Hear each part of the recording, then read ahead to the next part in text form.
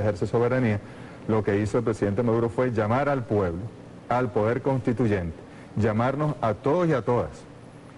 Jorge, estamos hablando de que las bases comiciales que presentó el presidente Maduro, estamos hablando de 364 constituyentes que serían elegidos por la vía territorial. Correcto. Si la oposición dice tener el 90% de los apoyos populares, nada más, si tú trasladas ese 90% a las elecciones que serán de carácter municipal, que es una de las variables normales en Venezuela, bueno, ellos ya tendrían la mayoría de la Asamblea Nacional absoluta con ese 90%, tendrían 327, algo así, integrantes ya, entonces ya tendrían todo el poder para incluso modificar la Constitución. ¿Son esos elementos los que hacen que se les caiga la careta del juego democrático a la oposición? Absolutamente. Incluso en algunos de los sectores la oposición tiene fuerza. ¿Cuántos sindicatos no hay que apoyan a la oposición? Liderazgos estudiantiles, etcétera. De manera que son pretextos. Las elecciones regionales están allí. Vamos. Bueno, yo entiendo que Henry Falcón quiere volver a ser gobernador, que Rosales aspira en el Zulia. Bueno, no han dicho nada, ninguno de los dos. Ellos, en nuestra opinión, están secuestrados por el radicalismo. Le tienen temor. Ellos...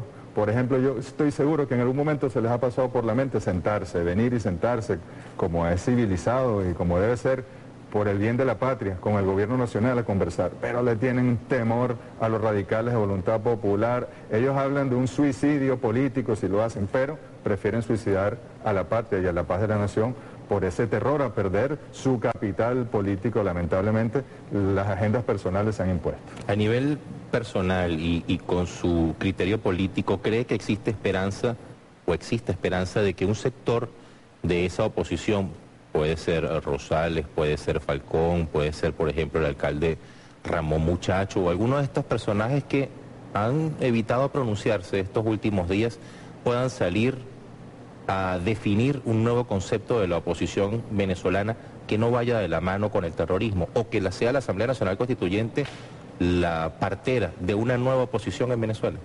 Ojalá que ese síndrome de Estocolmo que están sufriendo algunos puedan superarlo con la realidad y darse cuenta las puertas que se han abierto, los caminos que ha abierto el presidente Maduro y la Revolución Bolivariana con la Asamblea Nacional Constituyente. Discutamos el modelo del país con franqueza, con sinceridad. Si usted cree en el mercado, si usted cree en la teoría del enriquecimiento de los dueños de los medios de producción y el posterior goteo de esa riqueza de manera, digamos, con un flujo débil hacia la base nacional del pueblo, bueno, plantéelo y vayamos a una elección y que el pueblo decida. El gran referendo es la elección de los candidatos a la constituyente. Correcto. La expresión de paz más grande que puede haber es esa elección de los candidatos a la constituyente. Y después además tenemos unas elecciones regionales el 10 de diciembre. Que además así iniciaron las supuestas protestas de estas personas de oposición, fue entre comillas exigiendo elecciones regionales. Ya hay un cronograma electoral que se las coloca el 10 de diciembre y ahora responden, no queremos elecciones de ningún tipo, queremos que se vayan todos. Sí, es una cosa, no queremos elecciones con este CNE, aunque fue el CNE que les dio la victoria a ellos amplia el 6 de diciembre del año 2015. Lo que queremos es que se vaya Maduro. ¿En qué parte de la Constitución de la República Bolivariana de Venezuela, qué disposición dice que se pueden adelantar elecciones presidenciales a menos que haya una falta absoluta del presidente? Y ni siquiera, porque culminaría en este caso el periodo del vicepresidente ejecutivo de la República. De manera que eso no está aquí. Aquí sí están las elecciones regionales, que no se hicieron el año pasado, por cierto, por el empeño de ellos en forzar un referendo revocatorio fuera de los lapsos. No se hicieron las validaciones de los partidos políticos del año pasado porque ellos se empeñaron en irse por la vía del referendo revocatorio cuando sencillamente no se podía hacer y ellos sabían que no se podía hacer. Y muchos de ellos nos decían a nosotros que eso era simplemente para ir ganando tiempo con los radicales de su propia oposición. Entonces ahora todavía no ha culminado el proceso de validación de los partidos por sus protestas, por decirlo de alguna manera, por su terrorismo en la calle. Que se termine el proceso de validación, vayamos a primarias para elegir los candidatos a gobernadores, tanto de un sector como del otro, todo el país puede participar, y luego vayamos a elecciones regionales, y la Asamblea Constituyente no está para interrumpir procesos, sino más bien para reimpulsar procesos, y allí estarán tanto la elección pronta, en julio, agosto, de la Asamblea Constituyente, como en diciembre, de los gobernadores y gobernadoras del país. Ministro, el presidente de la República ha venido ya hace bastante tiempo hablando de la necesidad de la creación, la construcción de una economía postpetrolera. Así es. Debido a todo lo que ha venido ocurriendo. Usted ocupa hoy un cargo importante en ese sentido, que es el tema minero en Venezuela. Venezuela tiene una cantidad impresionante de minerales y pareciera que todos los días se va descubriendo algo nuevo o una nueva reserva. ¿Cómo siente usted que puede ser, en primer caso, el desarrollo minero incorporado en ese proceso de economía postpetrolera en la Asamblea Nacional Constituyente para reforzar ese tema económico en la Constitución? Y segundo, ¿qué le hace falta aún hoy a Venezuela para terminar de potenciar el desarrollo minero ecológico? Sí, es muy importante la agenda económica bolivariana, sus 15 motores productivos. Plantean, preconfiguran, partiendo del plan de la patria, el futuro de la economía venezolana. Una economía diversificada.